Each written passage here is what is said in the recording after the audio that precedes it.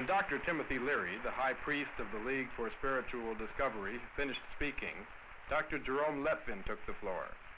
Dr. Lettvin was senior psychiatrist at the Mantina State Hospital in Illinois. He is now professor of communications physiology in the departments of biology and electrical engineering at MIT. He also lectures in the humanities department. Dr. Lettvin, who has 3 teenage children, is known at MIT as a man students can talk to. Now, Tim, your argument is exceedingly seductive. And in the main, I must admit that I find the press of middle age and middle class enormously powerful here in Cambridge. Irritating as all hell. The horrid part is that I too sit in front of TV sets, feel myself slumping, pay the taxes. But the problem is whether the navel really replaces TV. I mean, you sitting in front of your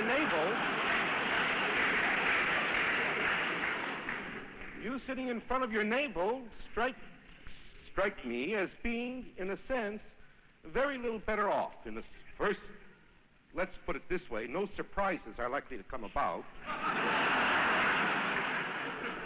And you aren't even beguiled by good commercials.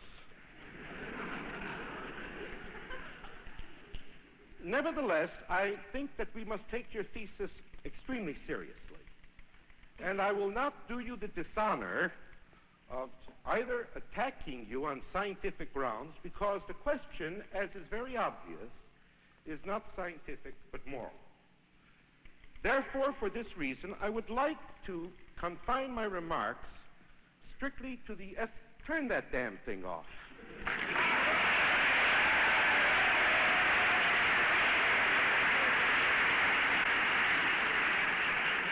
I would like to confine my remarks strictly to the eschatological questions involved. By that I mean simply questions of what constitute good and evil. But I feel somehow or another that this man is in the hands of the devil. That is to say, he is in a private hell of a curious and somewhat Sartrean devising. That is, having made his pact with the devil, this is what he asked for, and that's what he gets.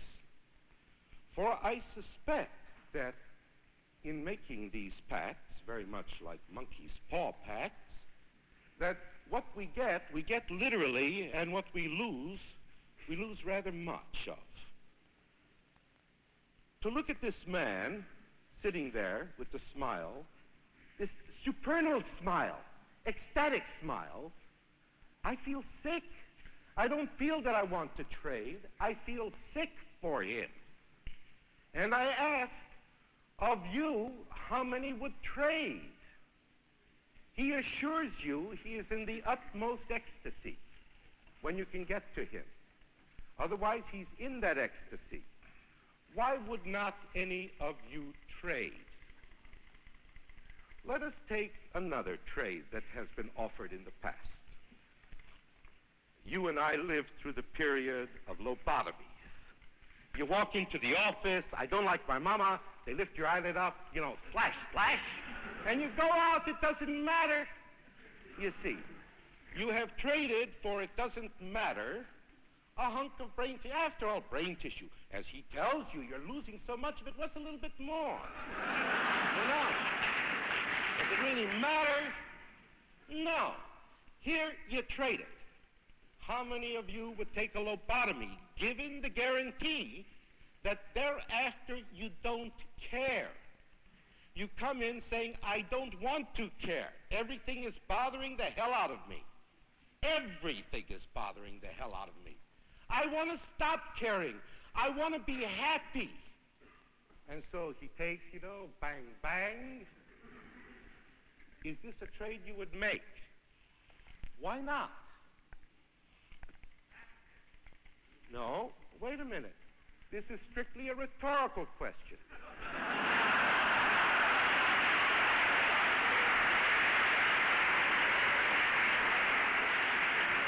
I'm asking the question of myself. for I found Tim's presentation extremely compelling. Shorn, if you'll excuse me, of those adornments. I think you ought to change them. They're not beautiful. They're symmetrical, but not pretty. At any rate, I find Tim's thesis terribly compelling, and for this reason I feel that I have to answer it for myself, you see. You are selling off the noetic functions. You're selling off exactly those functions which have set you aside critically in every possible way. You're abrogating. You're dissolving these. Henceforth, suspended judgment for a while. You take your martini at 5 o'clock. You come home. You don't want to remember what sort of a damn fool you were during the day. You don't want to remember, you know, being pushed down by this guy. The compromise you made that was against your grain, you see. All of these things, you've got to forget them. You cop out with the martini, but with the reassurance that when the alcohol wears off, you are possibly back to a state where judgment miraculously has been restored. This is the same, incidentally, with marijuana. And as an aside, Tim, let me agree with you. I can conceive of no more immoral thing than has been done by the government in the wholesale banning of drugs, for I suspect that since the time of Mellon, this is like the Hearst papers trying to abolish pornography. The more there is of it around, the more they thrive.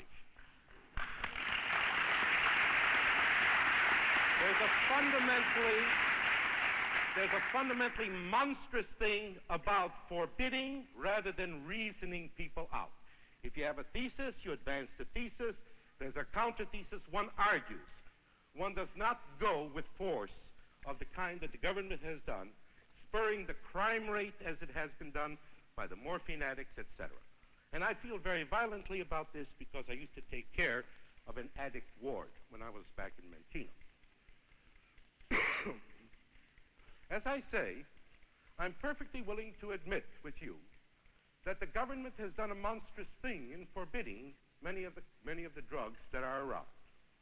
The forbidding of marijuana, I believe, is pure nonsense in the light of the LaGuardia report. It is, however, the law of the land, and therefore I cannot advise people in conscience to break the law of the land for the very simple reason that I'm not permitted to. All right?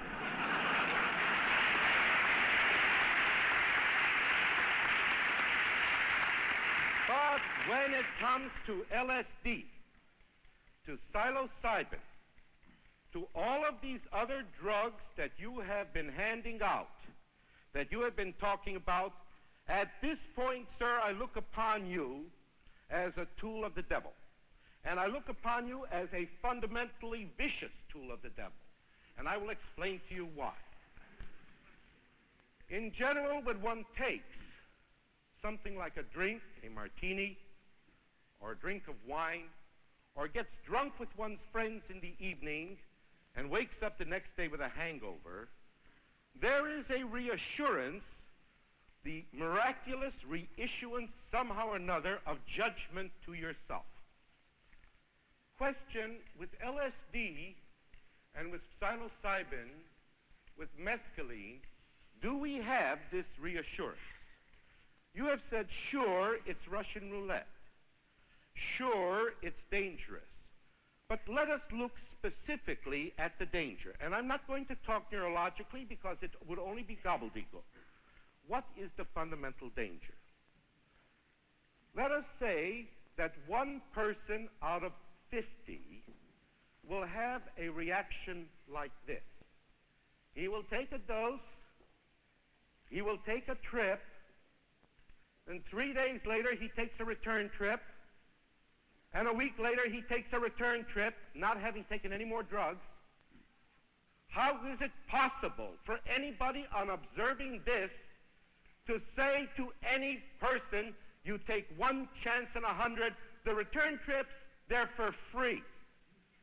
What is a return trip? Let me ask you, if there is no cause, how come the return trip? the flipping in suddenly and the flipping out suddenly. Suddenly the colors whirl about. Suddenly smells have color. Suddenly colors have sounds. And then you're back in the normal world. And what does this smell like? Clinically, Tim, what does this smell like to you? As a clinician, what is this? If you saw a patient who complained of this, what is it that he would have, Tim? What would you diagnose him as? Visionary mystic. Yeah. Bullshit.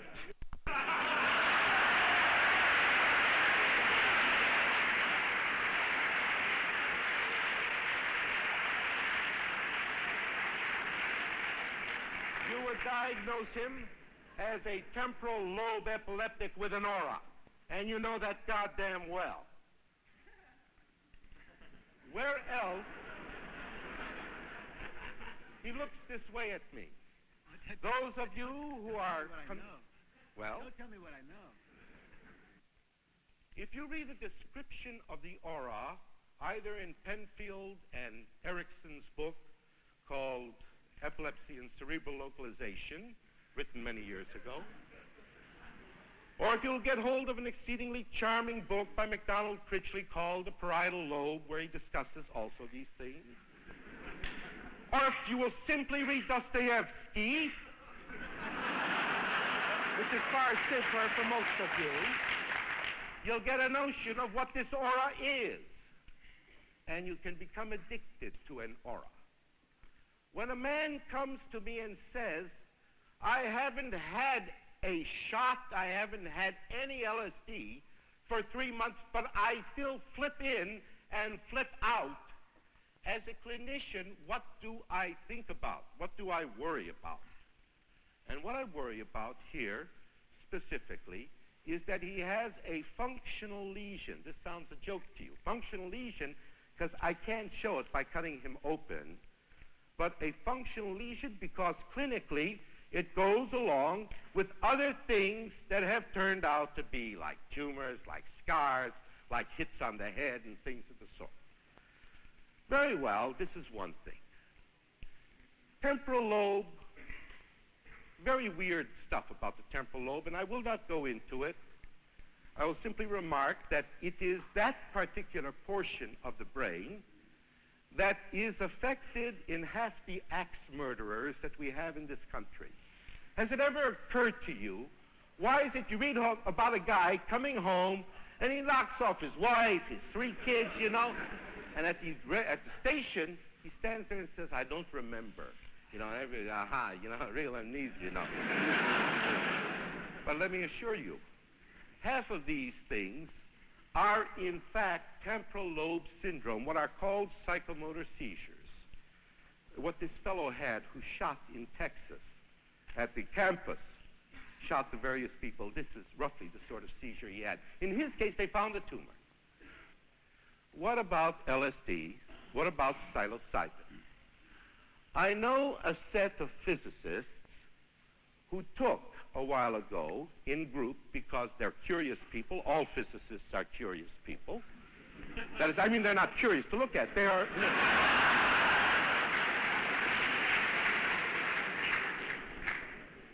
They took in a group of about 5 or 6 of them, they took some psilocybin on the recipe gotten from the telephone number here in Cambridge that you're supposed to call to get that recipe. And having taken it, they got violently sick the first day, and every one of them, for 3 months thereafter, was incapable of doing any theoretical work. On all behavioral counts, the same, but clearly aberrant in their higher critical functions, as Tim said. But with a hangover of this, a hangover that lasts not an hour or 2 hours, but several days, several months. Let us give it only several days. Let's be conservative. A hangover for a few days. Something happens and your judgment by which you weigh things goes down. You're now in the position of regenerating this by taking, say, 1 trip every 3 days, 1 trip every 4 days. And you pay for the vision of yourself by the loss of judgment. You pay for getting out by the loss of judgment. You pay for whatever visions you get by this loss in judgment. And the loss in judgment, that stays and stays. Now, you might say, how do I know this? Have I ever taken it? Huh? No. And I haven't taken it for a rather simple reason. The price seems to be a little bit big, a little steep to pay.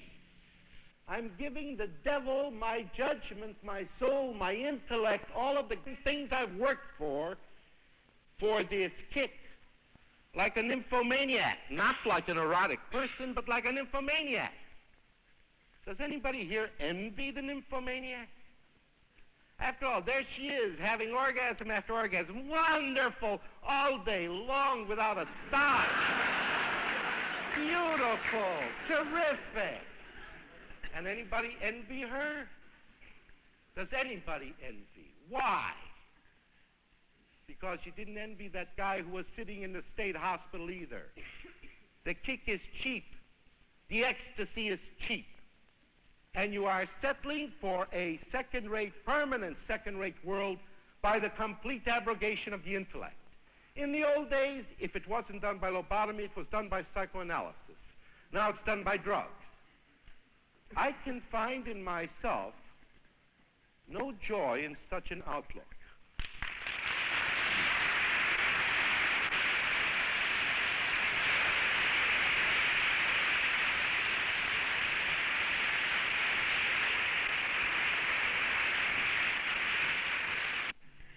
Now, I share the basic concerns that we've listened to tonight. I don't know whether LSD is a devil's toy. As a matter of fact, I spend many hours a week, many hours in the last few years, thinking about, it's very possible that LSD is the worst thing that could ever come along. And that maybe the insidious thing is that as I take it, as I have over 400 times, I've lost discriminating ability. And maybe I may feel better and better as I'm lying in the gutter with my nose drooling, but I'm too brain damaged or too dazed to realize. So several years ago, I began myself urging other people who are taking LSD to keep a checklist, an objective checklist as to where you are. Not in television game terms about whether your grades are higher or lower and that sort of thing, but where you are basically in terms of your 2 billion-year-old status on this planet. Now, each one of you would have a different checklist. Mine had to do with how much time I'm spending out of doors as opposed to indoors, which percent of time I'm spending with children as opposed to game playing with adults. Am I making more money or less? I'm making less, and I think that's good, and so forth. But I still don't know, and I have an open mind on this question as to whether I am a spokesman for, I wouldn't say the devil, but for a dangerous and diabolical situation. However, I just wanted to underline one difference that I see here, and it is a philosophic difference. It is a clear difference, and it's an ancient difference. We've heard a great deal of praise about the noetic function of the mind. Do you want to keep your mind? Well, if you want to keep your mind and that judgmental function, stay away from LSD. Stay away from religious experience. Because when you take LSD, you realize that what you call your mind is about 20 years old, or at best 200 or 300 years old, and that the experience that I've been talking about is much more ancient and a much liberating experience. I want everyone to be warned. Don't take this trip unless you know you're playing around a blind roulette game with the most precious thing you have, your 13 billion cell nervous system. Read the labels. Read Dostoevsky. Read the New England Journal. Read our journals. Read the ancient stories of mystics and visionaries, and when you've read the whole thing, then forget the books and talk to people who had the experience, and then look yourself in the mirror and you decide yourself, because the only control of LSD is self-control. The color films shown during Dr. Leary's presentation were excerpts from The Psychedelic Experience, produced by Gene Mayo and Alan Willis, music by Ravi Shankar, and Report from Millbrook, produced by Jonas Mekas.